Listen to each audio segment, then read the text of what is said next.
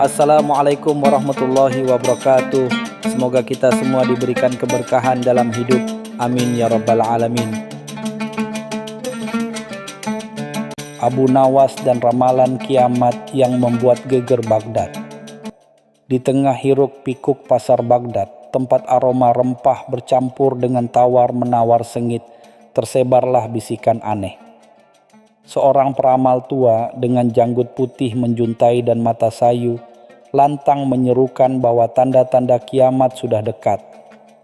Matahari akan terbit dari barat, sungai-sungai akan mengering, dan istana-istana megah akan runtuh menjadi debu. Kabar ini awalnya hanya dianggap angin lalu, dengan cepat menyebar seperti wabah. Para pedagang gelisah, para pengrajin berhenti bekerja, dan para ibu rumah tangga menangis tersedu-sedu membayangkan hari akhir yang mengerikan. Ketakutan mencengkeram setiap sudut kota, dan obrolan sehari-hari tergantikan oleh spekulasi tentang datangnya malapetaka. Kepanikan rakyat Baghdad akhirnya sampai ke telinga Khalifah Harun al-Rashid. Di balerung istana yang megah, tempat biasanya terdengar alunan musik dan diskusi kebijakan, kini dipenuhi wajah-wajah cemas para pembesar kerajaan. Sang khalifah yang terkenal bijaksana dan tenang pun menunjukkan kerutan di dahinya mendengar cerita para utusan yang kembali dari pasar. Bagaimana mungkin seorang peramal tua bisa menimbulkan kegemparan sebesar ini? Tanya khalifah dengan nada khawatir. Apakah tidak ada yang mencoba menenangkan rakyat? Para menteri hanya bisa menunduk, mengakui bahwa ketakutan sudah terlanjur merasuk ke dalam hati setiap penduduk Baghdad. Di tengah kebingungan dan kepanikan istana, terlintaslah satu nama yang selalu menjadi harapan di saat-saat genting, Abu Nawas. Sang penyair jenaka yang terkenal dengan akal cerdiknya dipanggil menghadap khalifah. Dengan langkah santai dan senyum misterius di bibirnya, Abu Nawas memasuki balairung. "Wahai Abu Nawas," sapa khalifah dengan nada serius. "Kau tentu mendengar kegemparan di kota tentang ramalan kiamat ini. Rakyatku ketakutan, dan istana pun ikut gelisah. Bisakah kau membantu kami mencari jalan keluar dari situasi yang mencemaskan ini?" Abu Nawas mengangguk pelan. Matanya berbinar-binar seolah menemukan tantangan yang menarik. Abu Nawas tidak langsung bertindak gegabah. Langkah pertamanya adalah turun langsung ke tengah masyarakat. Ia menyamar menjadi seorang pedagang kain keliling, berbaur dengan kerumunan orang di pasar, dan mendengarkan dengan seksama setiap percakapan tentang ramalan kiamat. Ia ingin memahami akar ketakutan mereka dan mencari tahu lebih banyak tentang si peramal misterius. Dari obrolan para pedagang dan ibu-ibu, Abu Nawas mengumpulkan berbagai informasi. Ternyata si peramal memiliki pengikut yang cukup banyak dan sering memberikan bukti-bukti kecil tentang kebenaran ramalannya, seperti fenomena alam yang kebetulan terjadi setelah ia menyampaikan prediksi. Hal inilah yang membuat banyak orang semakin yakin dengan ucapannya. Dengan informasi yang dikumpulkan, Abu Nawas mulai mencari jejak si peramal. Ia menyusuri gang-gang sempit, bertanya kepada orang-orang yang mungkin pernah melihat atau berinteraksi dengannya. Akhirnya, ia menemukan tempat tinggal peramal itu, sebuah gubuk reyot di pinggiran kota yang tampak suram dan misterius. Dari kejauhan, Abu Nawas mengamati gubuk itu. Ia melihat beberapa orang datang dan pergi dengan wajah tegang.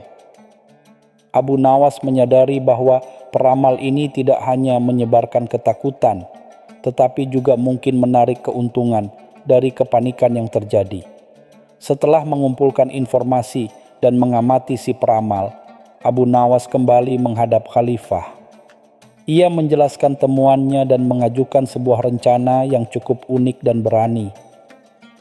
"Wahai paduka yang mulia," kata Abu Nawas dengan senyum penuh arti, Untuk menghadapi ramalan ini, kita tidak bisa hanya dengan membantahnya. Kita harus menghadapinya dengan cara yang tidak terduga dan membuat rakyat kembali berpikir jernih. Rencana Abu Nawas adalah untuk mengadakan sebuah simulasi kiamat di istana. Ia meyakinkan khalifah bahwa dengan pertunjukan yang dramatis namun terkendali, mereka bisa menunjukkan betapa absurdnya ramalan tersebut dan memulihkan ketenangan rakyat Baghdad. Khalifah, meskipun awalnya ragu, akhirnya setuju dengan ide Abu Nawas karena tidak ada pilihan lain yang lebih baik. Atas perintah khalifah, persiapan untuk simulasi kiamat dimulai. Abu Nawas dengan cekatan mengatur segala sesuatunya. Para pelayan istana diperintahkan untuk membuat dekorasi yang menyerupai gambaran kiamat menurut ramalan si peramal. Kain-kain hitam digantung di mana-mana, suara gemuruh dibuat dari tabuhan genderang, dan asap kemenyan dihembuskan untuk menciptakan suasana mencekam. Berita tentang persiapan aneh di istana ini dengan cepat menyebar ke seluruh kota. Awalnya rakyat semakin ketakutan, mengira bahwa istana pun ikut mempersiapkan diri menghadapi kiamat yang sudah dekat. Namun rasa penasaran juga tumbuh di hati mereka. Apa sebenarnya yang sedang direncanakan oleh Khalifah dan Abu Nawas? Pada hari yang ditentukan, rakyat Baghdad berbondong-bondong datang ke pelataran istana. Mereka menyaksikan pemandangan yang tidak biasa. Para prajurit berpakaian serba hitam, obor-obor yang berkobar redup, dan langit-langit istana yang ditutupi kain gelap. Di tengah-tengah panggung yang dibuat khusus, Abu Nawas muncul dengan pakaian serba putih, wajah tenang namun penuh misteri. Abu Nawas memulai pertunjukan dengan narasi yang dramatis. Ia menceritakan tentang tanda-tanda kiamat yang disebutkan oleh si peramal, namun dengan nada yang sedikit berlebihan dan menggelitik. Ia menggambarkan matahari terbit dari barat dengan bola api raksasa yang membuat semua orang terkejut, dan sungai-sungai yang mengering menjadi hamparan debu yang menggelikan. Di tengah narasi yang mencekam, Abu Nawas tiba-tiba memberikan sentuhan humor yang cerdas. Ia menyindir ramalan tentang istana yang runtuh dengan mengatakan bahwa fondasi istana khalifah terlalu kokoh untuk sekadar runtuh begitu saja. Ia juga menanggapi ramalan tentang sungai yang mengering dengan membawa beberapa kendi berisi air segar dan membagikannya kepada penonton yang kehausan. Puncak dari pertunjukan ini adalah ketika Abu Nawas memperagakan terbitnya matahari dari barat. Alih-alih matahari sungguhan, yang muncul adalah seorang pelayan yang membawa obor besar dari arah barat, namun dengan wajah yang penuh cat hitam, sehingga terlihat lucu dan tidak menakutkan sama sekali. Sontak tawa riuh pecah di antara para penonton. Mereka mulai menyadari betapa absurdnya ramalan yang selama ini membuat mereka ketakutan. Setelah simulasi kiamat yang jenaka di istana, suasana di Baghdad berangsur-angsur berubah. Ketakutan mulai menghilang, digantikan oleh rasa lega dan bahkan sedikit malu karena telah mempercayai ramalan yang tidak masuk akal. Orang-orang mulai kembali beraktivitas seperti biasa. Pasar kembali ramai, dan obrolan tentang kiamat mulai menjadi bahan lelucon. Berita tentang keberhasilan Abu Nawas mencapai telinga si peramal tua. Ia menjadi marah dan merasa dipermalukan karena ramalannya tidak terbukti dan malah menjadi bahan tertawaan. Ia bersumpah akan membalas dendam kepada Abu Nawas dan membuktikan bahwa kiamat pasti akan datang. Dengan penuh amarah, si peramal mendatangi istana dan menantang Abu Nawas untuk berdebat di depan umum. Ia yakin dengan kemampuan retorikanya dan bukti-bukti ramalannya, ia bisa kembali mempengaruhi rakyat dan menjatuhkan Abu Nawas Khalifah yang melihat kesempatan ini untuk mengakhiri kegelisahan di kota secara tuntas menyetujui tantangan tersebut. Sebuah panggung besar didirikan di lapangan terbuka, siap menjadi arena pertarungan akal antara Abu Nawas dan si peramal. Seluruh penduduk Baghdad berkumpul untuk menyaksikan pertarungan yang menentukan ini. Suasana tegang menyelimuti lapangan, namun di antara kerumunan terlihat banyak wajah yang kini lebih percaya pada kecerdikan Abu Nawas. Debat dimulai dengan sengit. Si peramal dengan lantang menyampaikan kembali ramalannya dan mencoba memberikan bukti-bukti dari kitab-kitab kuno dan kejadian alam yang kebetulan. Ia berusaha membangkitkan kembali ketakutan rakyat dengan gambaran-gambaran mengerikan tentang hari akhir. Namun, Abu Nawas tidak gentar. Dengan tenang dan cerdas, ia membantah setiap argumen si peramal. Ia menunjukkan betapa banyak ramalan serupa yang pernah muncul dan tidak pernah terbukti. Ia menjelaskan fenomena alam dengan logika yang sederhana dan mudah dipahami. Yang paling penting, ia mengajak rakyat untuk menggunakan akal sehat dan tidak mudah percaya pada omongan kosong. Dengan sentuhan humor yang khas, Abu Nawas beberapa kali membuat penonton tertawa, mencairkan ketegangan dan meruntuhkan aura keseriusan si peramal. Dalam debat yang semakin memanas, Abu Nawas berhasil memojokkan si peramal. Ia mengajukan pertanyaan-pertanyaan sulit yang tidak bisa dijawab dengan logika yang baik. Abu Nawas menunjukkan inkonsistensi dalam ramalan si peramal dan bagaimana ramalan tersebut lebih didasarkan pada ketakutan daripada kenyataan. Ketika si peramal mulai kehilangan kata-kata dan hanya bisa mengulang-ulang ramalannya tanpa memberikan penjelasan yang memuaskan, rakyat Baghdad mulai menyadari kebenaran ucapan Abu Nawas. Mereka melihat bahwa si peramal hanya memanfaatkan ketidaktahuan dan ketakutan mereka untuk mendapatkan perhatian dan mungkin keuntungan pribadi. Di bawah tekanan Abu Nawas dan tatapan sinis dari ribuan pasang mata, si peramal akhirnya mengakui bahwa ia tidak memiliki dasar yang kuat untuk ramalannya. Ia mengaku bahwa ia hanya menyampaikan apa yang menurutnya akan membuat orang tertarik dan takut. Dengan suara lirih, ia meminta maaf kepada seluruh penduduk Baghdad karena telah menimbulkan keresahan.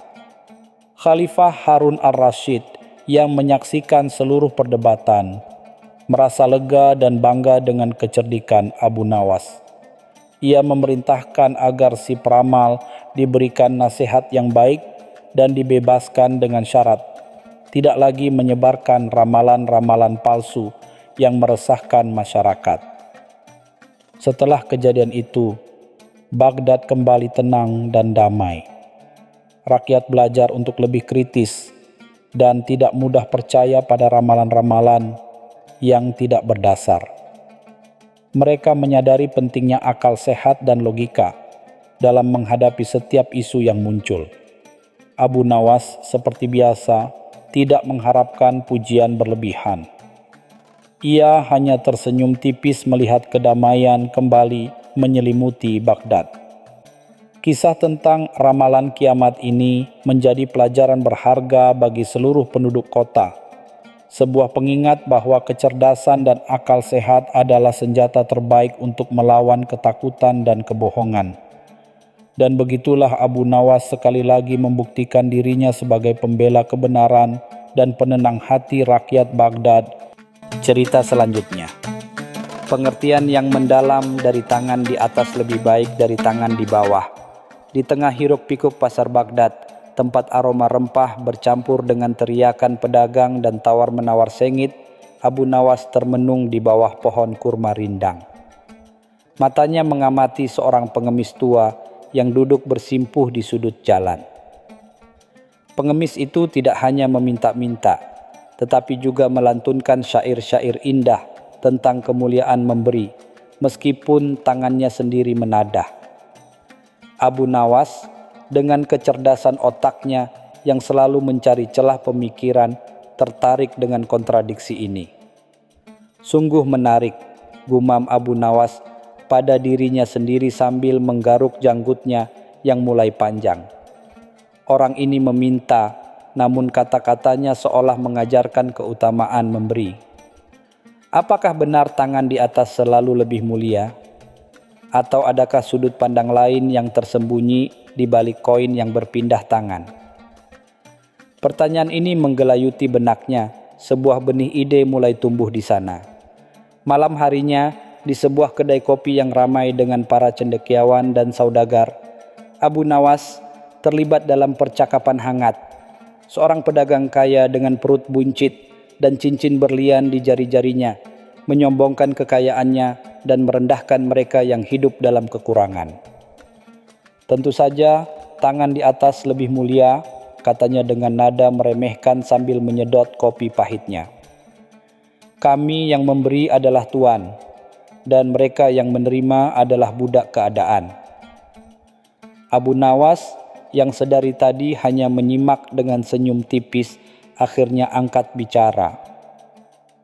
Wahai saudagar yang mulia, katanya dengan nada sopan namun menusuk, bukankah kemuliaan sejati terletak pada hati yang ikhlas memberi, bukan semata-mata pada posisi tangan? Bahkan seorang pengemis pun bisa lebih mulia jika ia menerima dengan syukur dan tidak dengki. Sindiran Abu Nawas ini membuat beberapa orang di kedai tertawa tertahan, sementara sang pedagang kaya hanya mendengus kesal. Perdebatan singkat itu memicu diskusi yang lebih panjang tentang makna kemuliaan dan memberi. Beberapa setuju dengan sang pedagang, sementara yang lain tertarik dengan sudut pandang Abu Nawas yang berbeda. Akhirnya, seorang ulama terkemuka yang hadir di sana menengahi. Wahai Abu Nawas, katanya dengan bijak, jika engkau memiliki pandangan yang berbeda tentang kemuliaan tangan di atas dan tangan di bawah, tunjukkanlah dengan tindakanmu, bukan hanya kata-kata. Tantangan ini diterima Abu Nawas dengan senyum penuh arti. Ia berjanji akan membuktikan bahwa filosofi tentang kemuliaan, memberi dan menerima lebih kompleks dari sekadar posisi tangan. Ia akan mencari cara untuk menunjukkan bahwa dalam memberi pun ada seni dan dalam menerima pun ada kehormatan. Malam itu Abu Nawas pulang dengan pikiran penuh rencana. Malam sunyi menyelimuti Baghdad. Abu Nawas berjalan menyusuri lorong-lorong gelap dengan beberapa keping dirham di tangannya. Ia mencari orang yang benar-benar membutuhkan, bukan sekadar pemalas yang memanfaatkan belas kasihan. Di sudut sebuah gang sempit, ia menemukan seorang ibu tua yang menggigil kedinginan sambil memeluk anaknya yang sakit. Dengan hati-hati, Abu Nawas menghampiri mereka dan menyodorkan dirhamnya. Terimalah ini ibu, katanya lembut. Semoga ini bisa membantu meringankan bebanmu. Ibu tua itu menatap Abu Nawas dengan mata berkaca-kaca, menerima uluran tangan itu dengan rasa terima kasih yang mendalam. Abu Nawas merasakan kehangatan yang tak terduga menyelimuti hatinya, bukan hanya karena telah memberi, tetapi karena melihat kebahagiaan di mata orang lain.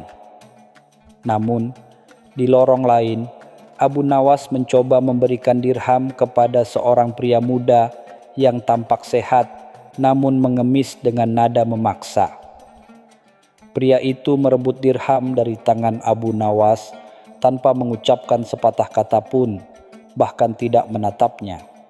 Abu Nawas mengamati perbedaan mencolok dalam reaksi kedua orang ini. Ibu tua menerima dengan rasa hormat dan syukur, sementara pria muda itu mengambil seolah-olah itu adalah haknya. Pengalaman ini semakin memperkuat keyakinan Abu Nawas bahwa esensi dari tangan di atas bukanlah sekadar memberi, tetapi juga bagaimana cara memberi dan bagaimana dampaknya terhadap penerima. Demikian pula tangan di bawah tidak selalu hina jika menerima dengan martabat dan rasa terima kasih. Ia mulai menyadari bahwa ada dinamika yang lebih dalam dari sekadar transaksi materi. Dari eksperimen kecilnya di lorong gelap, Abu Nawas menarik kesimpulan sementara. Memberi tanpa keikhlasan dan menerima tanpa rasa hormat mengurangi nilai kemuliaan dari kedua tindakan tersebut. Ia merasa perlu mencari contoh lain yang lebih kompleks untuk menguji teorinya. Rencananya selanjutnya adalah mengamati interaksi di lingkungan yang berbeda, di mana hubungan antara pemberi dan penerima lebih rumit. Ia ingin melihat bagaimana kekuasaan, status sosial, dan kebutuhan mendesak mempengaruhi dinamika tangan di atas dan tangan di bawah. Suatu pagi yang cerah, seorang utusan istana datang membawa undangan khusus untuk Abu Nawas. Khalifah Harun al-Rashid yang terkenal dengan rasa ingin tahu dan kecintaannya pada humor cerdas, mendengar tentang perenungan Abu Nawas tentang tangan di atas dan tangan di bawah. Sang khalifah ingin mendengar langsung pandangan filosofis Abu Nawas dan mengujinya dengan situasi yang unik di lingkungan istana. Abu Nawas dengan pakaiannya yang sederhana namun bersih memenuhi undangan tersebut. Ia disambut dengan ramah oleh para pembesar istana dan dibawa menghadap khalifah di taman istana yang indah. Khalifah yang duduk di singgasananya di bawah naungan pohon rindang menyambut Abu Nawas dengan senyum hangat.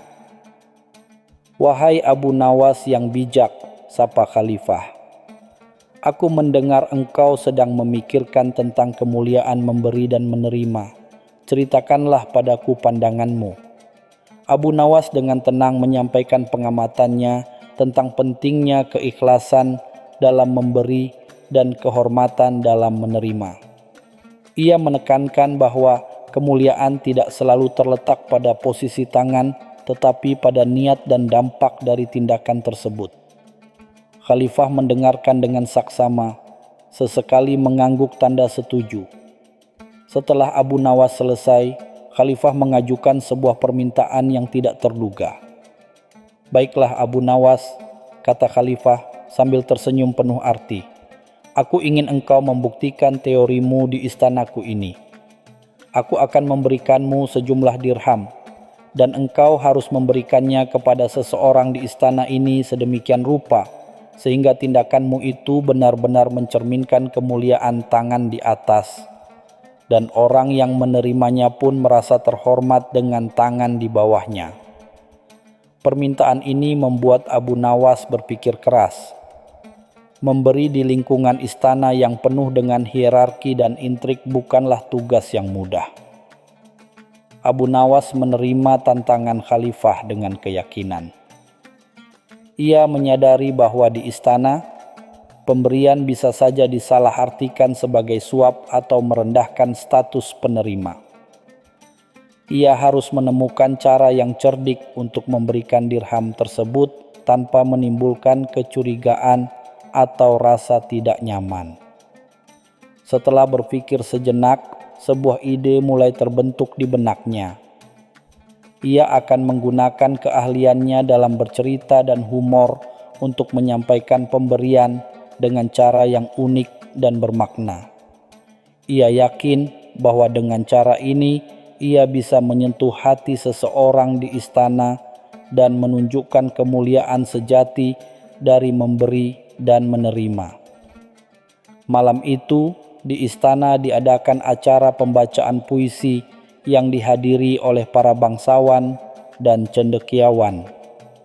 Di antara gemerlap pakaian dan aroma dupa, Abu Nawas melihat seorang penyair muda yang membacakan puisinya dengan penuh semangat namun tampak sedikit lusuh. Puisi-puisinya indah dan menyentuh hati, tetapi Abu Nawas merasakan kesedihan tersembunyi di balik setiap baitnya. Setelah acara selesai, Abu Nawas mencari kesempatan untuk berbicara dengan penyair itu. "Wahai penyair muda," sapa Abu Nawas dengan ramah, "puisi-puisimu sungguh memukau. Aku merasakan kedalaman jiwa dan ketulusan hatimu dalam setiap kata yang kau ucapkan." Penyair itu terkejut dan tersipu mendapat pujian dari sosok terkenal seperti Abu Nawas. Mereka terlibat dalam percakapan yang hangat tentang seni, kehidupan, dan kesulitan yang sering dihadapi oleh para seniman. Abu Nawas mengetahui bahwa penyair itu sedang mengalami kesulitan ekonomi dan harus berjuang keras untuk menghidupi keluarganya. Mendengar kisah penyair itu, Abu Nawas teringat akan dirham yang diberikan khalifah kepadanya. Ia tidak ingin memberikan uang itu secara langsung yang mungkin akan membuat penyair itu merasa rendah diri. Sebaliknya, ia mendekati salah seorang pembesar istana yang memiliki pengaruh dalam urusan kesenian. Abu Nawas menceritakan tentang bakat luar biasa sang penyair dan betapa puisinya telah menyentuh hatinya. Ia menyarankan agar pembesar itu memberikan dukungan kepada penyair muda tersebut. Pembesar istana yang terkesan dengan rekomendasi Abu Nawas dan juga terpesona dengan puisi sang penyair, setuju untuk memberikan hadiah berupa sejumlah uang dan kesempatan untuk tampil di acara-acara istana selanjutnya. Ketika penyair itu menerima kabar baik ini, matanya berbinar-binar penuh haru dan rasa terima kasih. Ia tidak hanya menerima bantuan materi, tetapi juga pengakuan atas bakatnya dan harapan untuk masa depan yang lebih baik. Abu Nawas tersenyum melihat kebahagiaan sang penyair. Ia telah memberikan dirham khalifah bukan dalam bentuk uang tunai langsung, tetapi dalam bentuk apresiasi, dukungan, dan kesempatan. Ia telah menggunakan tangan di atasnya untuk mengangkat tangan di bawah dengan cara yang bermartabat dan memberdayakan. Tindakannya ini menunjukkan bahwa memberi tidak hanya tentang materi, tetapi juga tentang memberikan harapan, pengakuan, dan peluang. Kemuliaan sejati terletak pada dampak positif yang kita berikan kepada orang lain. Di tengah kesibukan istana, Abu Nawas seringkali menyempatkan diri berjalan-jalan di taman yang luas dan indah. Di sana, ia bertemu dengan seorang tukang kebun tua yang bekerja dengan tekun merawat berbagai jenis tanaman. Meskipun usianya sudah senja, tukang kebun itu tampak bahagia dengan pekerjaannya. Ia selalu menyambut Abu Nawas dengan senyum ramah dan berbagi cerita tentang tanaman-tanaman yang ia rawat. Suatu hari, Abu Nawas melihat tukang kebun itu sedang membagi hasil panen buah-buahan kepada beberapa pelayan istana. Buah-buahan itu tampak segar dan lezat. Abu Nawas menghampirinya dan bertanya, "Wahai paman, mengapa engkau memberikan buah-buahan ini kepada para pelayan? Bukankah engkau bisa menjualnya dan mendapatkan uang?" Tukang kebun itu tersenyum bijak dan menjawab dengan tenang. "Anak muda," kata tukang kebun itu dengan lembut, "aku memang tidak kaya dan hasil kebun ini adalah rezekiku. Namun, melihat orang lain menikmati hasil kerja kerasku memberikan kebahagiaan tersendiri bagiku. Mereka bekerja keras di istana ini dan berbagi sedikit rezeki denganku adalah cara kecilku untuk menunjukkan rasa terima kasih. Lagi pula, memberi tidak harus menunggu kaya. Memberi dari kekurangan justru terasa lebih bermakna." Kata-kata tukang kebun tua itu sangat menyentuh hati Abu Nawas. Ia menyadari bahwa kemuliaan tangan di atas tidak selalu diukur dari seberapa banyak yang diberikan, tetapi dari ketulusan hati dan kerelaan untuk berbagi, bahkan ketika diri sendiri tidak berlebihan. Tukang kebun itu, meskipun secara materi berada di tangan di bawah dibandingkan para bangsawan istana, justru menunjukkan kemuliaan tangan di atas melalui tindakan sederhananya. Pengalaman berinteraksi dengan tukang kebun tua itu memberikan pelajaran berharga bagi Abu Nawas.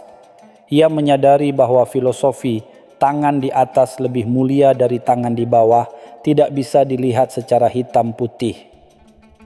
Ada kalanya orang yang secara materi berada di bawah justru memiliki kemuliaan hati untuk memberi, dan sebaliknya, orang yang berada di atas bisa saja kikir dan tidak peduli. Perspektif Abu Nawas tentang kemuliaan memberi dan menerima semakin mendalam. Ia mulai memahami bahwa yang terpenting bukanlah posisi tangan, tetapi hati yang tulus dan dampak positif yang dihasilkan dari setiap tindakan. Suatu hari, Abu Nawas menyaksikan perselisihan sengit di pasar antara dua saudagar kaya. Saudagar pertama, seorang pedagang kain ternama, menuduh saudagar kedua, seorang importir rempah-rempah, telah mengingkari janji dalam sebuah kesepakatan bisnis. Pertengkaran itu semakin memanas dan hampir berujung pada perkelahian fisik. Para pedagang lain berusaha melerai, namun kedua saudagar itu tampak sangat marah dan tidak mau mengalah.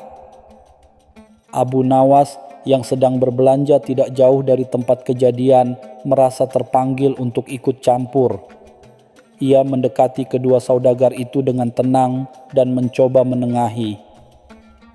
"Wahai saudagar yang terhormat," katanya dengan nada bijak, "kemarahan tidak akan menyelesaikan masalah. Cobalah untuk berbicara dengan kepala dingin dan mencari solusi yang adil bagi kedua belah pihak."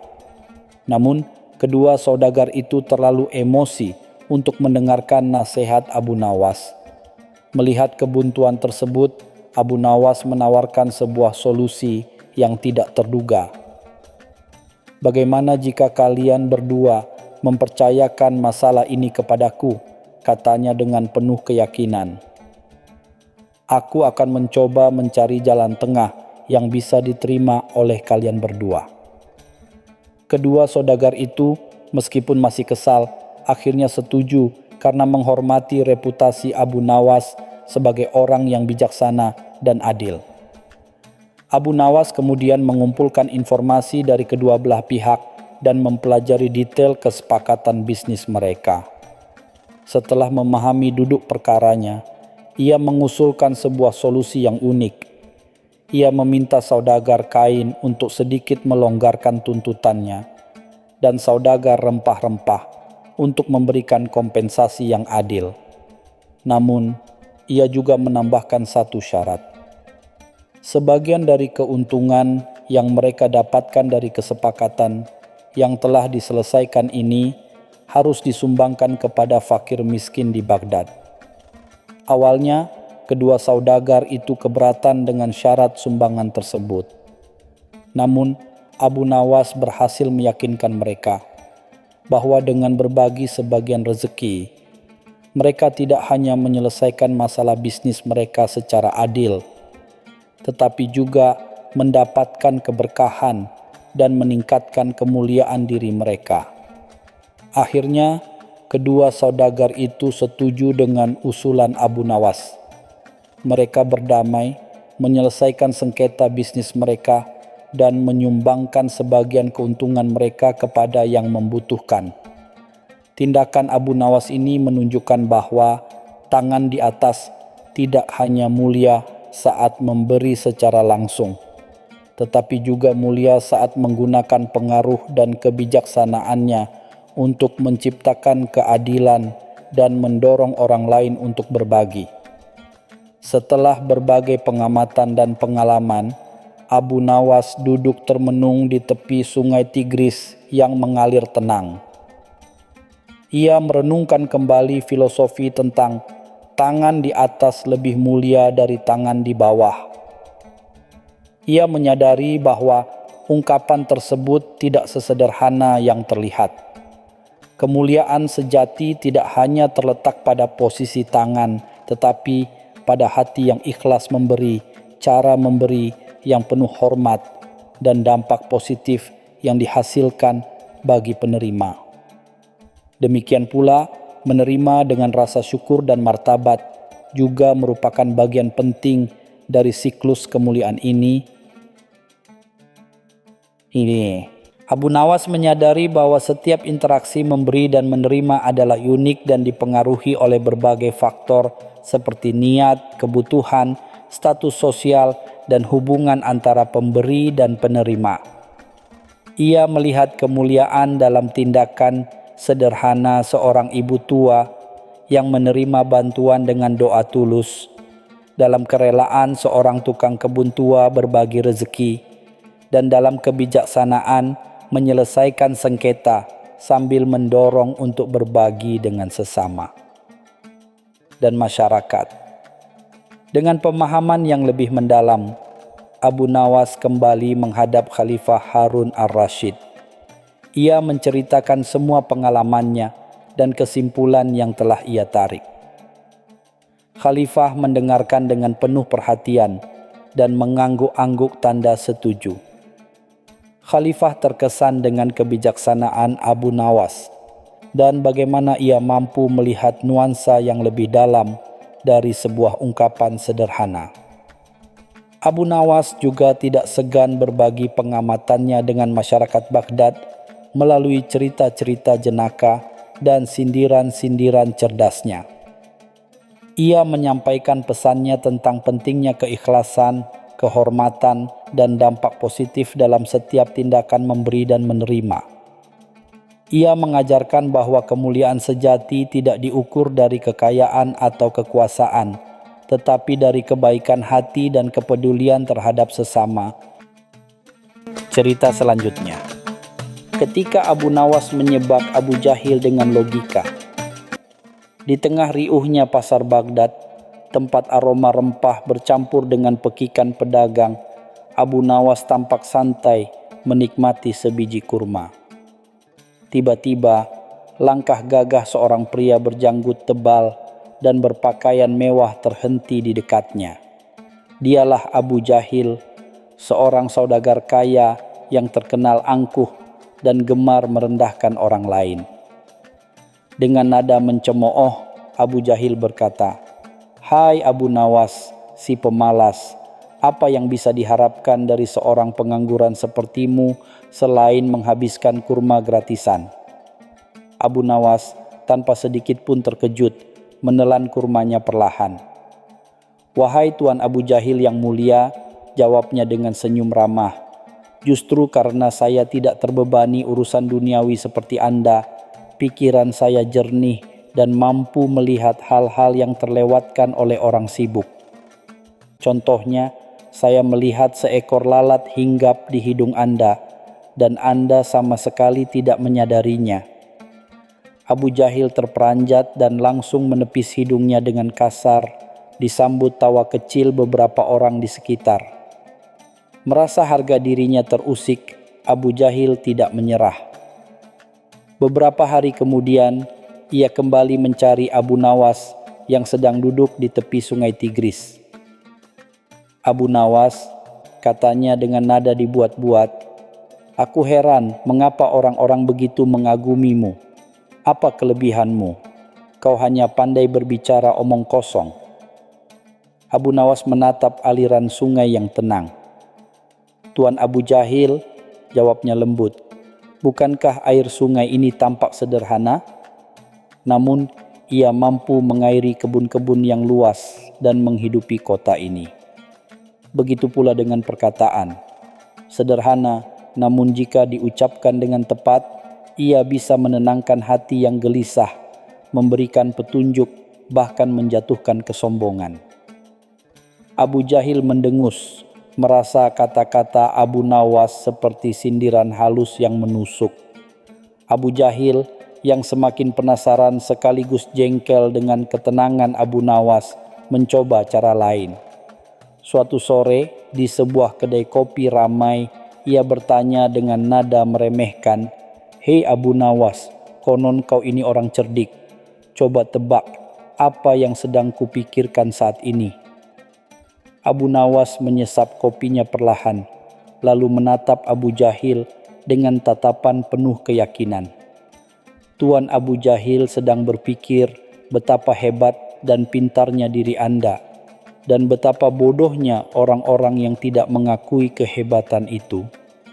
Ucapan Abu Nawas tepat sasaran. Wajah Abu Jahil memerah karena malu dan marah bercampur aduk. Orang-orang di kedai tertawa pelan, menyadari kejeniusan Abu Nawas dalam membaca pikiran orang yang sombong.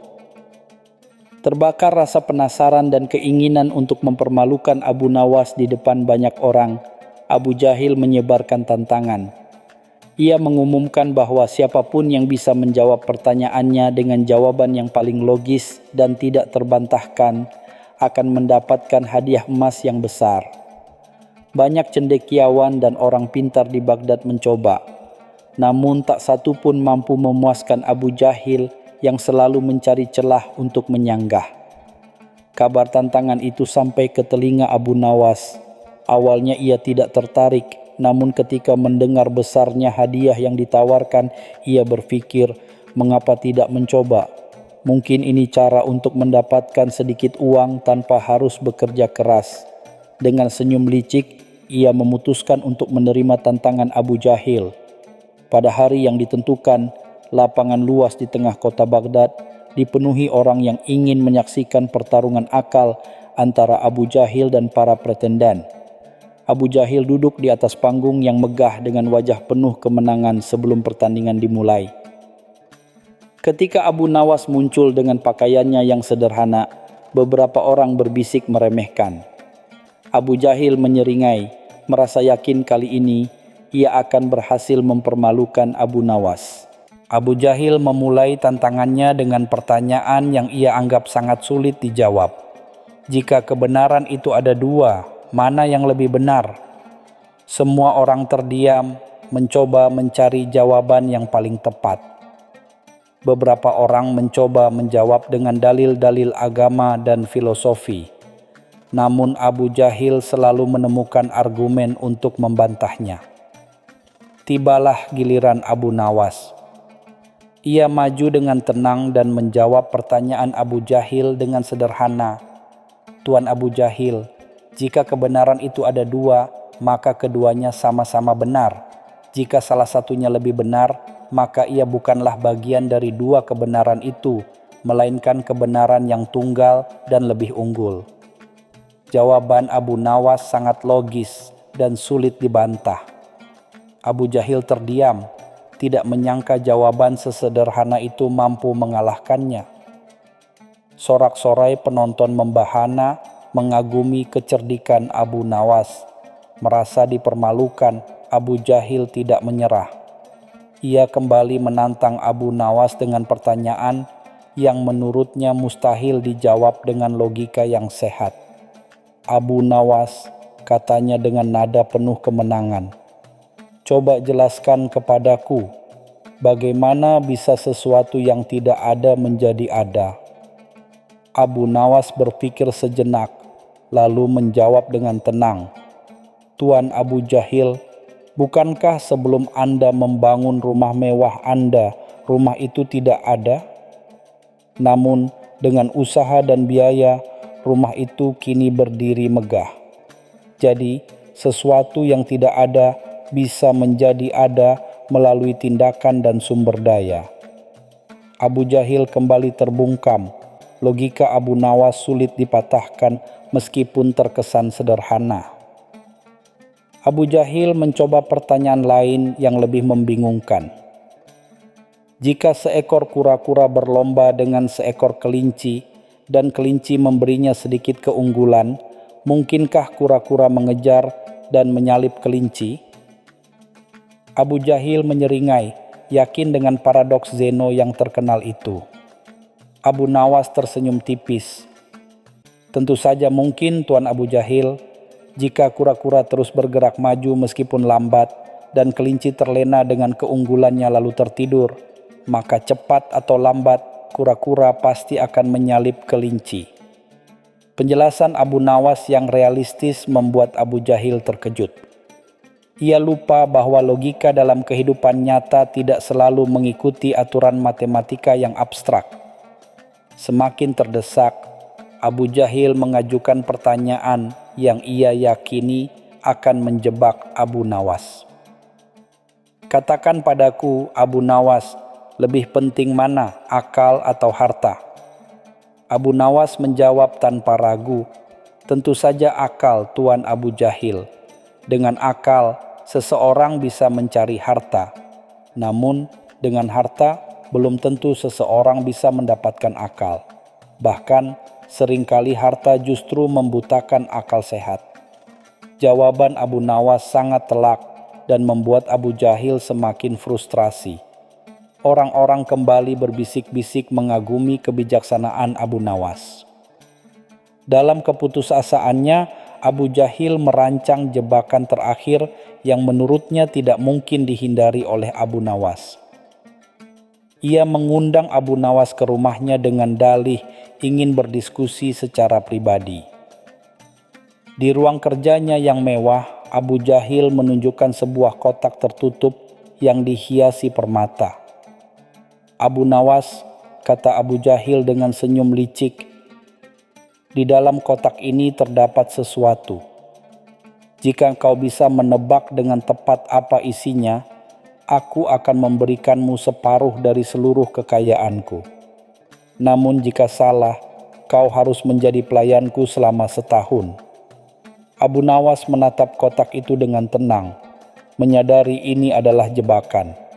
Abu Nawas berpikir sejenak, lalu menjawab dengan nada yakin, Tuan Abu Jahil, saya yakin isi kotak itu adalah sesuatu yang sangat Anda banggakan, Anda sayangi, dan Anda anggap sangat berharga, meskipun bagi orang lain mungkin tidak bernilai. Abu Jahil terkejut. Bagaimana Abu Nawas bisa tahu? Abu Jahil mencoba mengelak. Itu terlalu umum, Abu Nawas. Kau harus lebih spesifik. Abu Nawas tersenyum tipis. Baiklah Tuan Abu Jahil, saya yakin isi kotak itu adalah kepercayaan diri Anda yang berlebihan. Abu Jahil terdiam membeku. Kata-kata Abu Nawas tepat menusuk egonya yang selama ini ia pelihara. Ia tidak menyangka Abu Nawas mampu melihat kelemahannya yang tersembunyi di balik kesombongannya. Dengan berat hati, Abu Jahil membuka kotak itu. Tentu saja kotak itu kosong.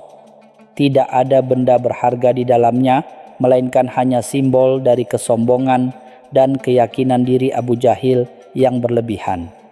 Abu Jahil kalah telak oleh logika dan kecerdikan Abu Nawas. Setelah kekalahan itu, Abu Jahil menarik diri dari keramaian. Ia merenungi setiap perkataan dan jawaban Abu Nawas. Perlahan, ia mulai menyadari bahwa kekayaannya tidak menjamin kebijaksanaan dan kesombongannya justru membutakannya terhadap kebenaran yang sederhana. Sementara itu, Abu Nawas tidak memanfaatkan kekalahannya untuk merendahkan Abu Jahil. Ia tetap bersikap ramah dan sesekali menyapa Abu Jahil jika bertemu. Sikap Abu Nawas yang tidak mendendam justru membuat Abu Jahil semakin merasa malu dan mulai menghormati Abu Nawas. Suatu hari Abu Jahil mendatangi Abu Nawas yang sedang duduk di tepi sungai. Dengan nada rendah hati ia berkata, Abu Nawas, aku akui kecerdikanmu memang luar biasa. Kau telah membuka mataku tentang banyak hal. Aku terlalu dibutakan oleh harta dan kekuasaan hingga meremehkan orang lain. Abu Nawas tersenyum tulus. Tuan Abu Jahil, setiap orang memiliki kelebihan dan kekurangan.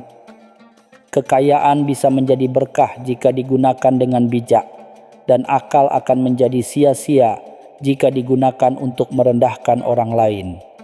Yang terpenting adalah belajar dari setiap pengalaman. Sejak saat itu, Abu Jahil berubah menjadi pribadi yang lebih rendah hati dan bijaksana.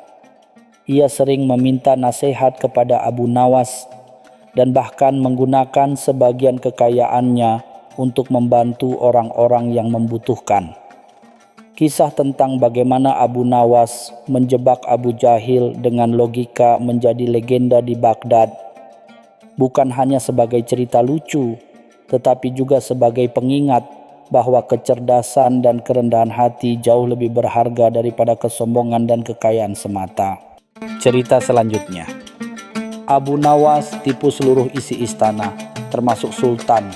Di tengah hiruk-pikuk Baghdad yang kala itu menjadi pusat peradaban dunia, hiduplah Abu Nawas dengan segala keluasan akal dan lidahnya yang tajam namun menghibur. Suatu pagi yang cerah, saat mentari menyapa lembut kota 1001 malam, Abu Nawas termenung di beranda rumahnya yang sederhana. Pikirannya melayang, mencari celah rezeki yang halal, namun tetap menguji adrenalinnya. Tiba-tiba, angin sepoi-sepoi menerbangkan sehelai daun lontar tepat di hadapannya. Di atas daun itu tertulis sebuah pepatah kuno tentang keberuntungan yang datang tak terduga. Terinspirasi oleh bisikan angin dan daun lontar itu, sebuah ide cemerlang mulai menari-nari di benak Abu Nawas.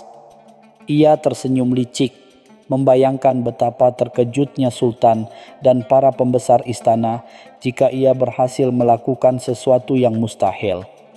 Dengan langkah riang, ia bergegas menuju pasar, membeli beberapa peralatan sederhana dan bahan-bahan yang tampak tak berguna bagi kebanyakan orang. Orang-orang di pasar hanya menggeleng-gelengkan kepala melihat tingkah pola Abu Nawas yang misterius itu. Keesokan harinya, Abu Nawas sudah berdiri di gerbang istana dengan membawa sebuah keranjang anyaman yang ditutup kain misterius.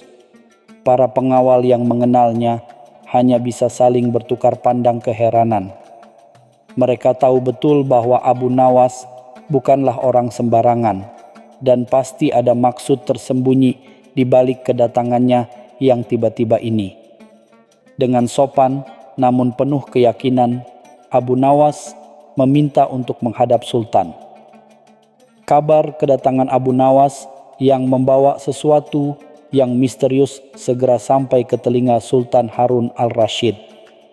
Sang Sultan yang selalu tertarik dengan hal-hal unik dan tantangan akal mengizinkan Abu Nawas untuk menghadap. Rasa penasaran memenuhi benak Sultan dan para penasihatnya. Mereka bertanya-tanya, kejutan apalagi yang akan disuguhkan oleh si cerdik dari Baghdad ini? Di hadapan Sultan dan para pembesar istana yang duduk dengan penuh rasa ingin tahu, Abu Nawas membuka keranjangnya dengan gerakan dramatis. Alih-alih harta karun atau benda pusaka, isinya hanyalah beberapa potong kayu bakar, sebongkah arang, dan sebuah kendi berisi air biasa.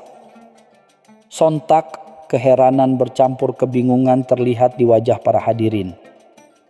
Sultan mengangkat alisnya, menatap Abu Nawas dengan tatapan bertanya. Dengan tenang, Abu Nawas mulai menjelaskan maksud kedatangannya. "Paduka yang mulia," katanya dengan nada penuh misteri, "hamba datang membawa energi tersembunyi istana." Penjelasan Abu Nawas yang penuh teka-teki itu semakin membuat penasaran seluruh isi istana. Mereka bertanya-tanya, bagaimana mungkin benda-benda sederhana itu menyimpan energi yang tersembunyi. Abu Nawas kemudian menjelaskan bahwa energi tersembunyi istana ini hanya bisa diaktifkan oleh orang-orang yang memiliki kejujuran dan ketulusan hati yang murni. Ia menantang seluruh penghuni istana untuk mencoba mengaktifkannya. Caranya, kata Abu Nawas, sangatlah sederhana. Setiap orang hanya perlu memegang potongan kayu bakar itu sambil mengucapkan janji setia kepada Sultan dan kerajaan dengan hati yang jujur. Para pembesar istana mulai maju satu persatu mencoba memegang kayu bakar itu dengan penuh harap. Namun anehnya, tidak ada sesuatu pun yang terjadi. Kayu bakar itu tetaplah kayu bakar biasa, dingin dan tanpa daya. Mereka mulai berbisik-bisik, merasa dibohongi oleh Abu Nawas. Namun, Sultan tetap tenang, mengamati tingkah laku Abu Nawas dengan seksama. Giliran para dayang dan pelayan istana untuk mencoba. Mereka pun melakukan apa yang diperintahkan Abu Nawas, namun hasilnya tetap sama. Tidak ada energi tersembunyi yang muncul. Kecurigaan mulai merebak di antara para penghuni istana. Apakah Abu Nawas sedang mempermainkan mereka? Beberapa orang mulai berani menyuarakan ketidakpuasan mereka. Abu Nawas hanya tersenyum misterius menanggapi semua itu. Ia kemudian berkata dengan lantang, "Wahai penghuni istana yang mulia, ternyata energi tersembunyi istana ini sangat pemilih. Hanya orang-orang tertentu yang hatinya benar-benar bersih yang bisa merasakannya." Kata-kata Abu Nawas itu justru semakin membuat penasaran. Siapakah sebenarnya yang memiliki hati sebersih itu di istana ini? Tibalah giliran Sultan Harun al-Rasyid untuk mencoba. Dengan penuh wibawa, Sultan maju dan memegang potongan kayu bakar itu. Seluruh mata tertuju padanya, menunggu dengan tegang. Namun, seperti yang lainnya, Sultan pun tidak merasakan adanya energi tersembunyi. Keheranan tampak jelas di wajahnya.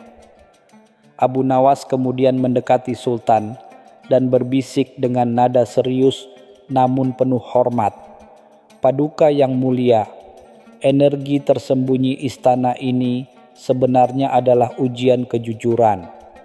Barang siapa yang merasa hatinya tidak sepenuhnya tulus dalam mengabdi, maka ia tidak akan merasakan apapun." Kata-kata Abu Nawas itu bagai petir di siang bolong. Seluruh isi istana terdiam, merenungkan makna di balik perkataan si cerdik itu. Setelah Sultan mencoba dan tidak merasakan apapun, Abu Nawas mengambil sebongkah arang. Ia menjelaskan bahwa arang ini akan mengeluarkan aroma wangi bagi siapa saja yang benar-benar jujur dalam menjalankan tugasnya di istana. Kembali, satu persatu penghuni istana mencoba mencium arang tersebut. Namun, yang tercium hanyalah bau asap yang biasa. Kekecewaan mulai terlihat di wajah sebagian besar penghuni istana. Mereka merasa dipermalukan dan ditelanjangi oleh permainan Abu Nawas ini. Namun, di sisi lain, rasa penasaran mereka justru semakin besar. Mereka bertanya-tanya, apakah mungkin ada di antara mereka yang benar-benar memiliki hati sebersih yang dikatakan Abu Nawas? Selanjutnya, Abu Nawas mengeluarkan kendi berisi air. Ia menyebutnya sebagai air pengakuan. Barang siapa yang berani meminum air ini dan merasa pahit, berarti ada kebohongan yang tersimpan dalam hatinya. Dengan ragu-ragu, beberapa penghuni istana memberanikan diri untuk mencicipi air tersebut. Benar saja, sebagian dari mereka merasakan rasa pahit yang tidak biasa. Mata mereka saling bertemu, penuh kecurigaan dan rasa malu. Suasana di dalam istana menjadi tegang dan penuh intrik. Abu Nawas dengan cerdiknya telah menciptakan sebuah permainan psikologis yang memaksa setiap orang untuk merenungkan kejujuran diri mereka sendiri. Sultan Harun al-Rasyid yang sedari tadi hanya mengamati, akhirnya angkat bicara. "Abu Nawas," titahnya dengan nada bijaksana, "apa sebenarnya maksud dari semua ini?" Abu Nawas tersenyum penuh arti.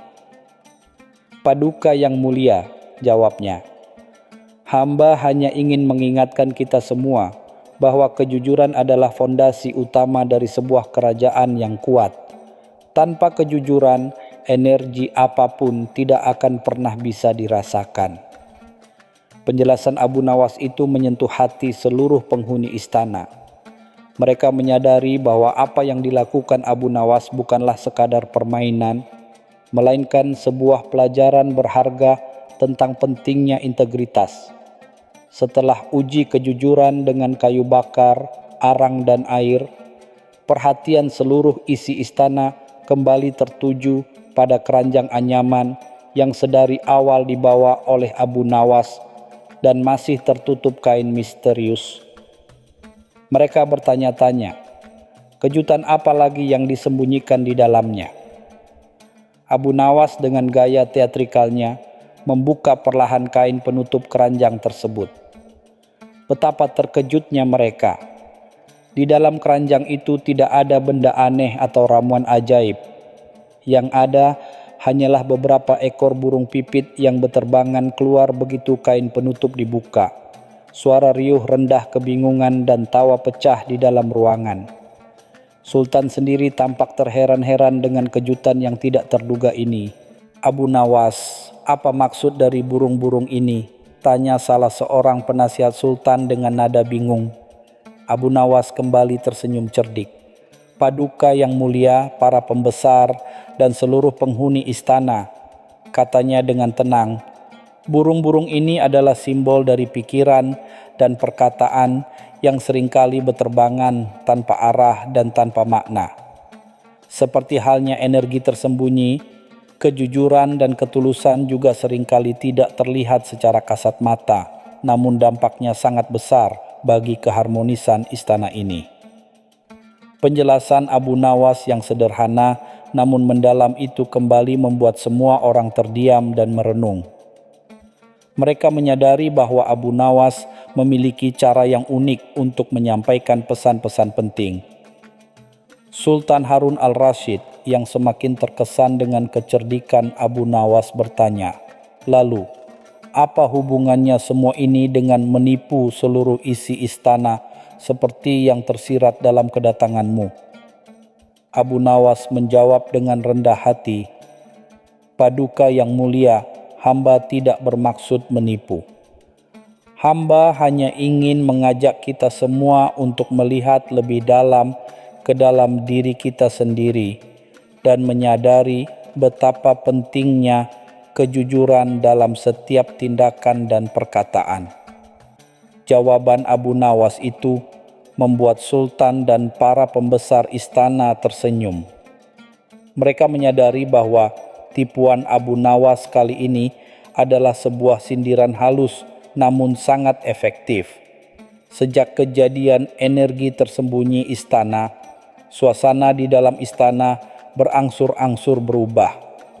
Para penghuni istana menjadi lebih introspektif dan berusaha untuk lebih jujur dalam menjalankan tugas dan berinteraksi satu sama lain.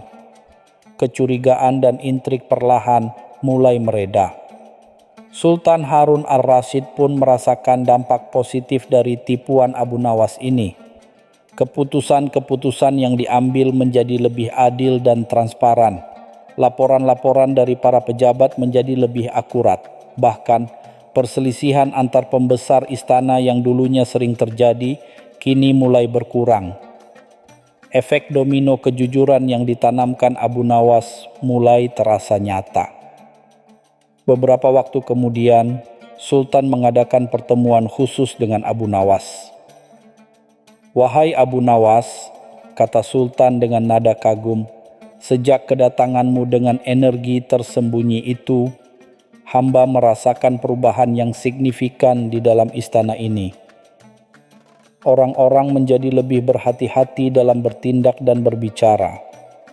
Abu Nawas menjawab dengan rendah hati, "Paduka yang mulia, hamba hanyalah menyampaikan apa yang sudah seharusnya kita sadari bersama, bahwa kejujuran adalah pilar utama kebaikan dan kemajuan." Sultan kemudian memberikan hadiah yang besar kepada Abu Nawas sebagai ungkapan terima kasih atas pelajaran berharga yang telah diberikannya kepada seluruh isi istana. Namun, Abu Nawas dengan bijak menolak sebagian besar hadiah itu. Ia hanya mengambil sedikit sebagai bekal untuk kehidupannya yang sederhana. Tindakan Abu Nawas itu semakin membuat Sultan dan para pembesar istana kagum. Mereka menyadari bahwa Abu Nawas tidak melakukan semua ini demi kekayaan atau kekuasaan, melainkan murni karena keinginannya untuk memberikan yang terbaik bagi kerajaan. Kisah tentang energi tersembunyi istana dan tipuan cerdik Abu Nawas dengan cepat menyebar ke seluruh penjuru Baghdad. Orang-orang dari berbagai kalangan membicarakan kejadian unik ini. Ada yang tertawa terbahak-bahak mendengar kejenakaan Abu Nawas, namun tidak sedikit pula yang mengambil hikmah dari pelajaran kejujuran yang disampaikannya. Nama Abu Nawas kembali menjadi buah bibir di seluruh kota. Ia tidak hanya dikenal sebagai seorang penyair jenaka, tetapi juga sebagai seorang pemikir yang mampu menyampaikan pesan-pesan moral dengan cara yang tidak biasa namun sangat efektif. Para pedagang di pasar menjadikannya bahan gurauan, para pelajar menjadikannya bahan diskusi, dan para ibu rumah tangga menjadikannya cerita pengantar tidur bagi anak-anak mereka. Kisah Abu Nawas kali ini benar-benar membekas di hati masyarakat Baghdad. Bahkan beberapa penyair dan penulis pada masa itu terinspirasi oleh kisah ini dan menciptakan berbagai karya seni yang mengangkat tema kejujuran dan integritas dengan sentuhan humor ala Abu Nawas. Ketenaran kisah ini bahkan sampai ke telinga para penguasa di negeri-negeri tetangga. Mereka merasa kagum dengan kecerdikan Sultan Harun al-Rasyid yang memiliki seorang penasihat unik seperti Abu Nawas. Beberapa di antara mereka bahkan mengirimkan utusan khusus ke Baghdad untuk mempelajari lebih lanjut tentang metode pendidikan kejujuran ala Abu Nawas.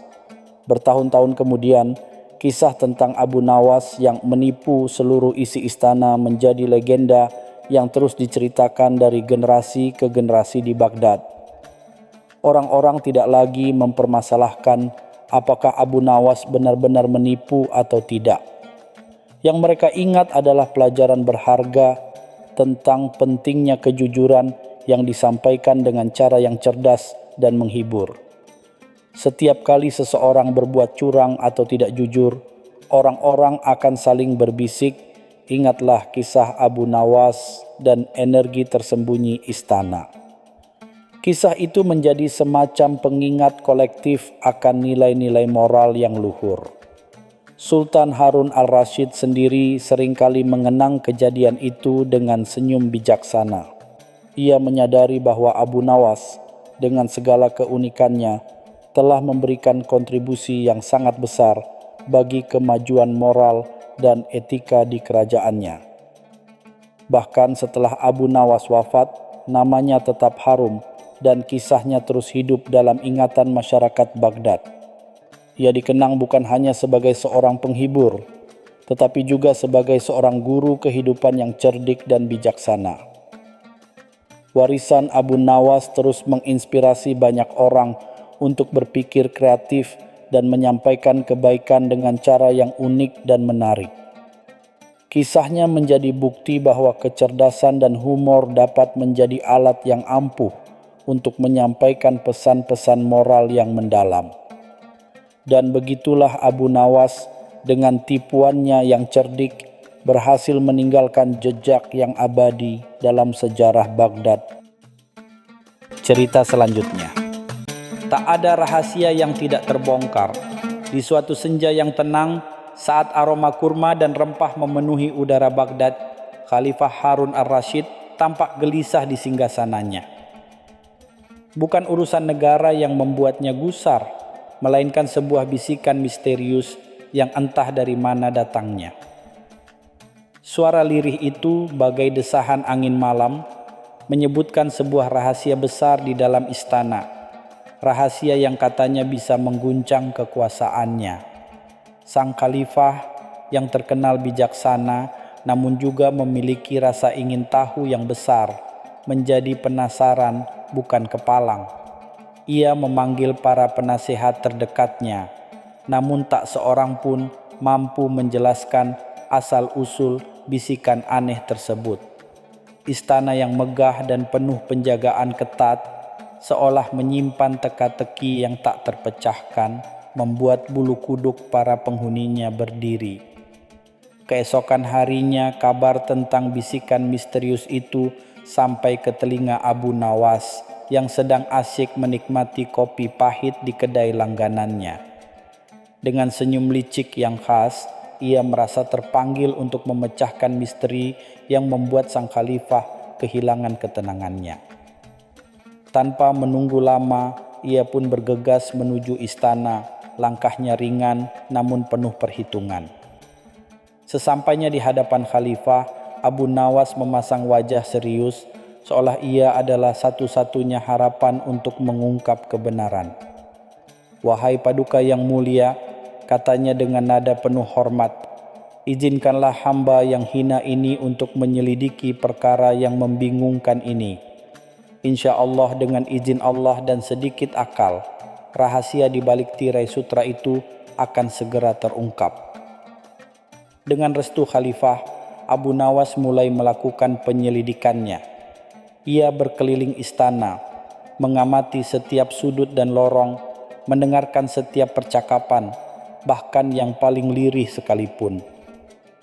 Para abdi dalam dan pengawal istana merasa heran dengan tingkah pola Abu Nawas yang kadang terlihat melamun, kadang bertanya hal-hal aneh. Jejak pertama yang ia temukan terasa janggal. Di dekat taman istana, di bawah pohon kurma yang rindang, ia menemukan sehelai bulu burung merak berwarna keperakan, bukan warna lazim burung merak di Baghdad. Bulu itu tampak halus dan mahal, seolah berasal dari burung peliharaan seseorang yang memiliki kedudukan tinggi di istana. Abu Nawas menyimpan bulu itu dengan hati-hati. Firasatnya mengatakan bahwa ini adalah petunjuk penting. Abu Nawas semakin intensif dalam penyelidikannya. Ia mulai memperhatikan gerak-gerik para pejabat istana, terutama mereka yang tampak gugup atau berusaha menghindari tatapannya. Ia juga tak segan-segan menyamar menjadi pelayan istana untuk bisa mendengar percakapan-percakapan rahasia di balik pintu-pintu tertutup. Suatu malam, saat menyajikan minuman di ruang kerja seorang wazir yang terkenal kaya raya, Abu Nawas tak sengaja mendengar percakapan samar antara sang wazir dan seseorang yang tak terlihat. Mereka berbicara tentang kiriman khusus dan keuntungan besar, namun dengan nada yang penuh kerahasiaan. Abu Nawas mencatat dalam benaknya bahwa wazir ini patut dicurigai. Selain wazir yang misterius, perhatian Abu Nawas juga tertuju pada salah seorang putri khalifah yang dikenal pendiam dan sering menyendiri di kamarnya. Para pelayan istana berbisik-bisik bahwa sang putri menyimpan kesedihan mendalam, namun tak ada yang tahu penyebabnya.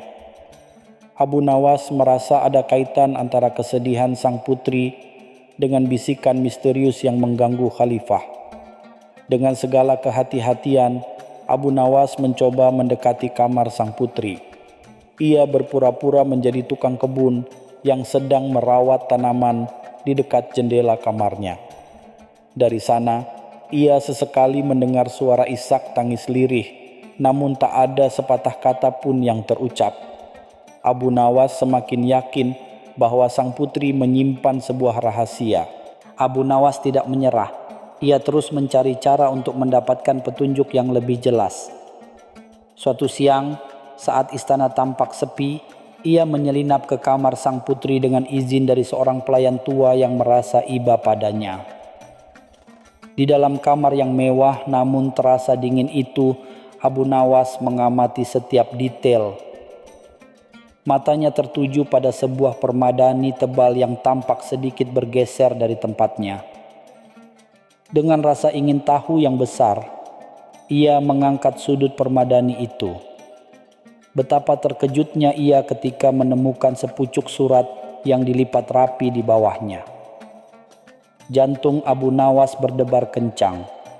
Ia yakin surat ini adalah kunci dari misteri yang sedang ia pecahkan. Dengan hati-hati, Abu Nawas membuka lipatan surat itu. Tulisan di atas kertas berkualitas tinggi itu sangat indah dan rapi. Setelah membacanya dengan seksama, Abu Nawas menarik napas dalam-dalam. Isi surat itu ternyata adalah ungkapan kerinduan dan cinta yang mendalam dari seseorang kepada sang putri. Pengirim surat itu ternyata adalah seorang pemuda biasa, bukan dari kalangan bangsawan istana. Dalam suratnya, pemuda itu menulis tentang pertemuan rahasia mereka di luar istana dan janji-janji manis yang telah mereka ukir bersama. Abu Nawas mulai memahami rahasia yang dimaksud dalam bisikan misterius itu kemungkinan besar adalah hubungan terlarang antara sang putri dan pemuda tersebut. Di bagian akhir surat tertulis inisial nama pengirim AF. Abu Nawas mencoba mengingat-ingat nama-nama pemuda di Baghdad yang memiliki inisial tersebut. Setelah beberapa saat berpikir keras, ia teringat pada seorang pemuda berbakat dalam bidang seni dan sastra yang sering terlihat di sekitar istana, bernama Ahmad Faris. Menurut desas-desus yang pernah ia dengar, Ahmad Faris memang memiliki hubungan dekat dengan beberapa pelayan istana. Abu Nawas menduga melalui perantara pelayan itulah Ahmad Faris bisa berkomunikasi secara diam-diam dengan sang putri. Dugaan ini semakin menguatkan keyakinannya bahwa rahasia besar istana telah ia temukan. Abu Nawas mulai merangkai puzzle kebenaran yang ada di hadapannya. Bisikan misterius yang didengar khalifah kemungkinan besar berasal dari seseorang yang mengetahui hubungan rahasia sang putri dan Ahmad Faris dan berusaha membocorkannya untuk alasan tertentu. Bulu merak keperakan yang ia temukan di taman istana mungkin adalah milik hadiah dari Ahmad Faris kepada sang putri. Kini, tugas Abu Nawas adalah mencari tahu siapa sebenarnya yang menyebarkan bisikan misterius itu dan apa motifnya. Ia juga harus memikirkan cara yang bijaksana untuk menyampaikan kebenaran ini kepada khalifah tanpa menimbulkan kegemparan yang lebih besar di istana. Abu Nawas kembali menyusuri setiap sudut istana, kali ini dengan fokus mencari tahu siapa yang mungkin mendengar atau mengetahui rahasia sang putri dan Ahmad Faris. Ia memperhatikan para abdi dalam yang sering bergosip, para penjaga yang memiliki akses ke berbagai tempat di istana, dan bahkan para pedagang yang sering berjualan di sekitar lingkungan istana. Dengan kepiawaiannya dalam berinteraksi dan menggali informasi, Abu Nawas berhasil mengumpulkan beberapa petunjuk kecil. Ia mendengar desas-desus tentang seorang pelayan wanita yang cemburu pada kedekatan sang putri dengan pelayan lainnya, dan seorang pengawal yang sering terlihat berjudi dan memiliki banyak hutang.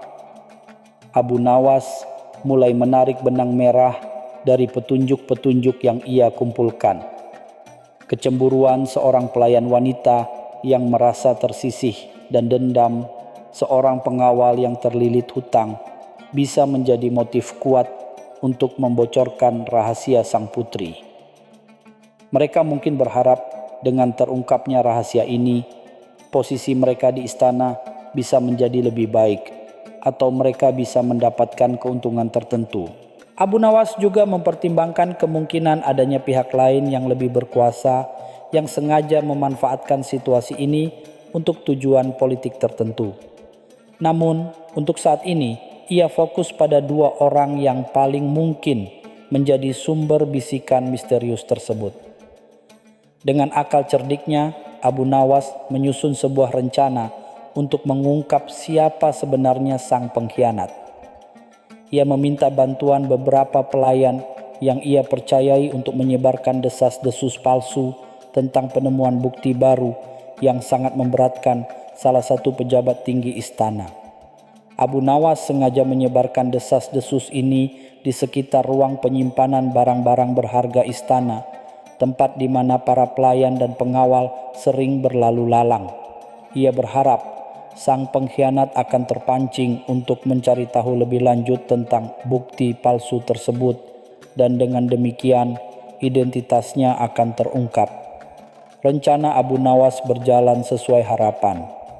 Beberapa hari setelah desas-desus menyebar, ia melihat seorang pengawal yang selama ini tampak biasa-biasa saja menunjukkan gelagat yang mencurigakan. Pengawal itu terlihat sering bertanya kepada para pelayan tentang bukti yang konon ditemukan dengan nada yang cemas dan tergesa-gesa. Abu Nawas semakin yakin bahwa pengawal inilah yang menjadi sumber bisikan misterius. Namun, ia masih membutuhkan bukti yang lebih kuat untuk mengungkapkannya kepada khalifah. Ia memutuskan untuk mengawasinya lebih saksama. Suatu malam, Abu Nawas mengikuti pengawal itu secara diam-diam. Ia melihat pengawal itu menyelinap keluar dari istana dan bertemu dengan seorang pria berjubah hitam di sebuah gang sempit yang gelap. Abu Nawas menguping percakapan mereka dari kejauhan.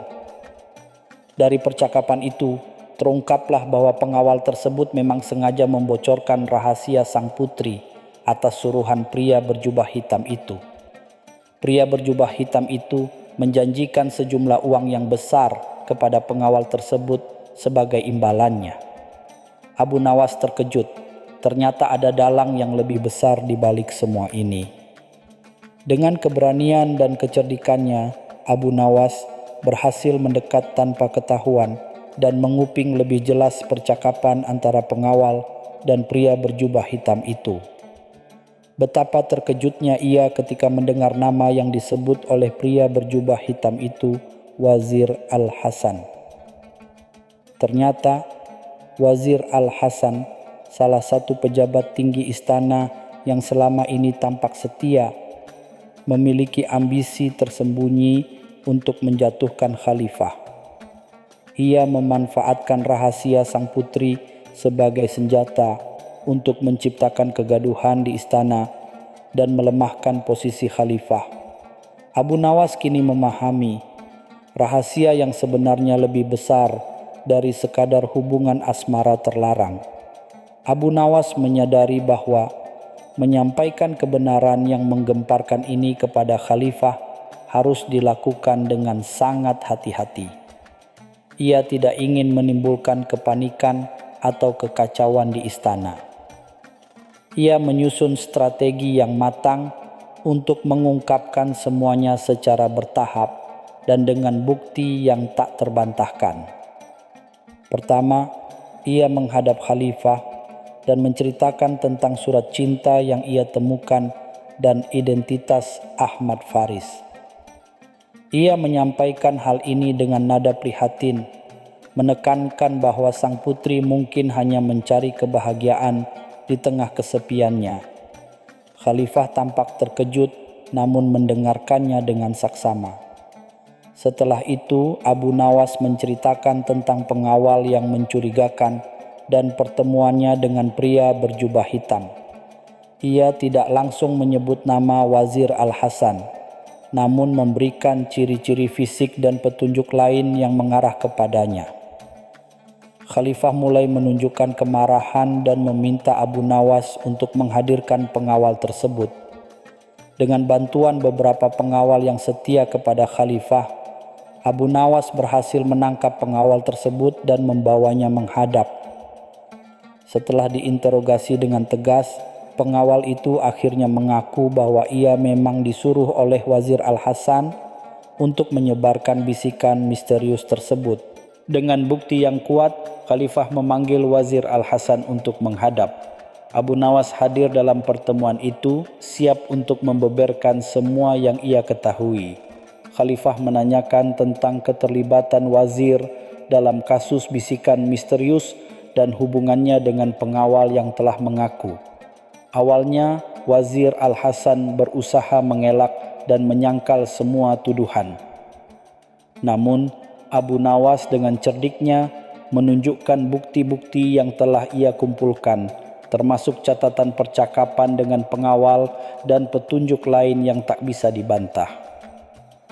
Wajah Wazir Al-Hasan pucat pasi. Ia tak bisa lagi menyembunyikan kejahatannya. Khalifah Harun Al-Rashid yang merasa dikhianati oleh orang kepercayaannya menjatuhkan hukuman yang setimpal kepada Wazir Al-Hasan. Ia dicopot dari jabatannya dan diasingkan dari Baghdad. Pengawal yang terlibat juga mendapatkan hukuman sesuai dengan perbuatannya. Khalifah kemudian memanggil sang putri dan Ahmad Faris. Setelah mendengar penjelasan dari keduanya dan melihat ketulusan cinta mereka, Khalifah yang bijaksana akhirnya memberikan restunya. Ia menyadari bahwa cinta sejati tidak mengenal batas status dan kedudukan. Khalifah sangat berterima kasih kepada Abu Nawas atas jasanya dalam mengungkap kebenaran dan menyelamatkan istana dari intrik jahat. Ia memberikan hadiah yang besar kepada Abu Nawas dan memujinya di hadapan para pejabat istana. "Wahai Abu Nawas," kata Khalifah dengan senyum hangat, "engkau sekali lagi membuktikan bahwa akal dan kebijaksanaanmu mampu menembus setiap rahasia yang tersembunyi. Ingatlah, wahai para hadirin, tak ada rahasia yang selamanya akan tertutup. Cepat atau lambat, kebenaran pasti akan terungkap." Kisah tentang bisikan misterius di istana Khalifah Harun al-Rashid dan kecerdikan Abu Nawas dalam mengungkapnya menjadi legenda yang diceritakan dari generasi ke generasi di Baghdad. Orang-orang belajar bahwa kebenaran akan selalu menemukan jalannya dan bahwa akal budi serta kejujuran adalah senjata yang paling ampuh untuk melawan kejahatan. Abu Nawas seperti biasa tidak terlalu ambil pusing dengan pujian. Ia kembali ke kedai kopi langganannya, menikmati secangkir kopi pahit sambil tersenyum simpul. Baginya, membantu sesama dan menegakkan kebenaran adalah kepuasan yang tak ternilai harganya. Dan begitulah kisah Abu Nawas terus hidup, menghibur, dan memberikan pelajaran berharga bagi siapa saja yang mendengarkannya. Cerita selanjutnya. Kebijaksanaan tidak ditemukan di lidah, tapi di hati. Mentari pagi di Baghdad bersinar cerah, memantulkan kilau keemasan pada kubah-kubah masjid. Di tengah hiruk-pikuk pasar yang ramai, sebuah kafilah mewah tiba menarik perhatian banyak orang. Dari kafilah itu turunlah seorang saudagar kaya dari Persia bernama Mirza dengan jubah sutra berkilau dan sorban berhiaskan permata. Ia dikenal sebagai pedagang yang cerdik namun juga angkuh, seringkali meremehkan kebijaksanaan orang lain. Mirza dengan suara lantang yang memecah keramaian mengumumkan sebuah tantangan.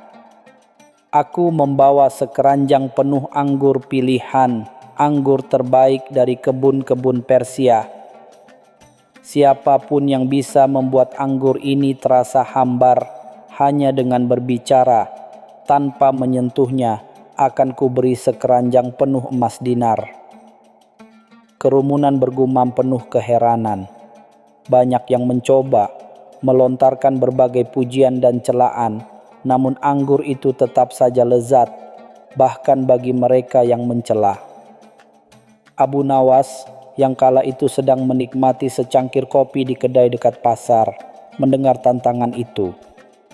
Ia tersenyum tipis, mengetahui bahwa kekuatan lidah saja tidak cukup untuk mengubah esensi sesuatu. Perlahan ia mendekati kerumunan, jubah sederhananya kontras dengan kemewahan Mirza. "Izinkan hamba mencoba, Tuan Mirza," kata Abu Nawas dengan santun.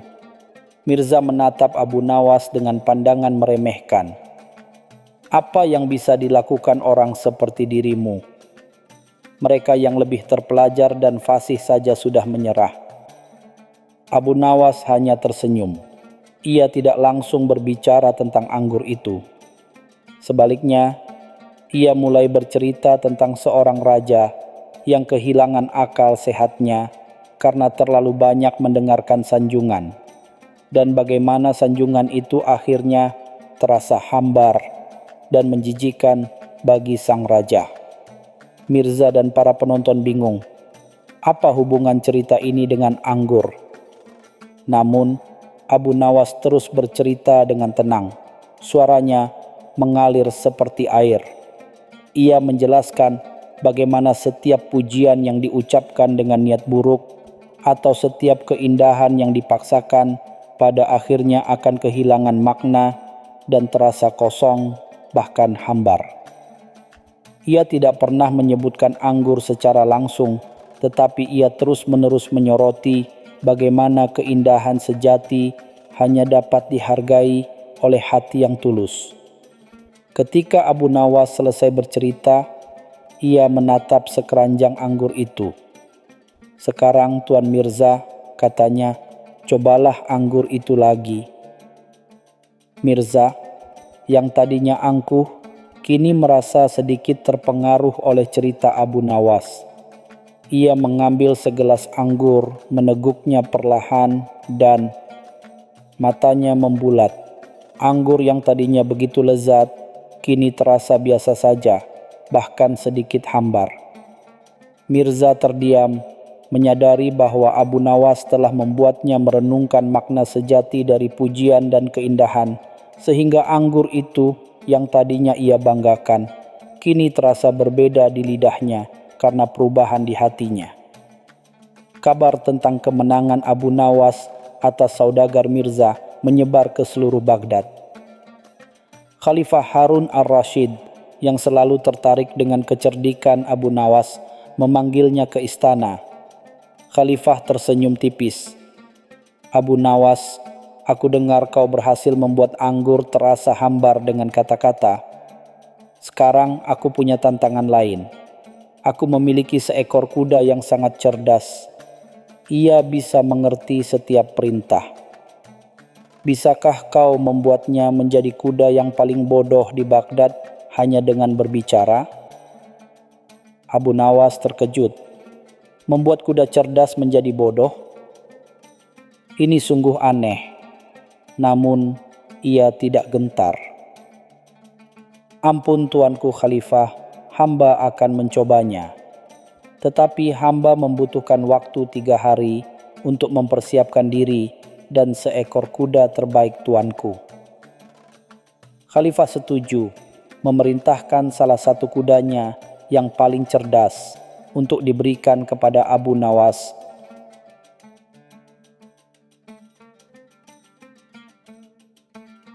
Selama 3 hari, Abu Nawas menghabiskan waktunya di kandang kuda. Para prajurit dan pelayan istana mengintip, penasaran apa yang akan dilakukan Abu Nawas.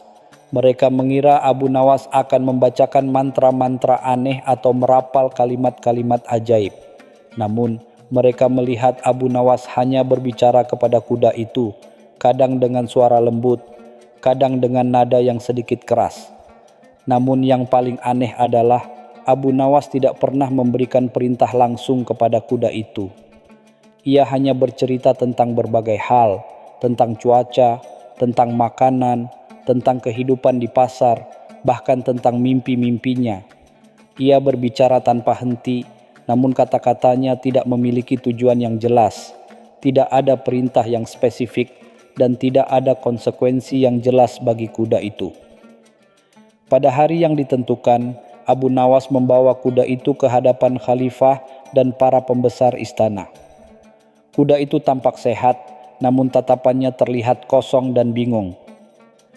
Khalifah mencoba memerintahkan kuda itu untuk berlari, melompat, dan berbagai perintah lainnya.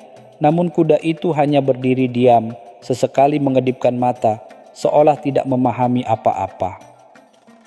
Abu Nawas tersenyum. "Tuanku Khalifah, hamba tidak membuat kuda ini bodoh. Hamba hanya mengajarinya bahwa kata-kata yang tidak memiliki makna, tujuan, dan arahan yang jelas akan membuatnya kehilangan kemampuan untuk memahami.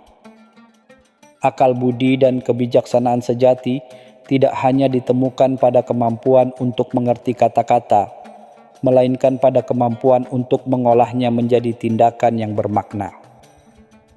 Kuda ini, Tuanku, kini menyadari bahwa banyak kata-kata di dunia ini hanyalah suara kosong belaka."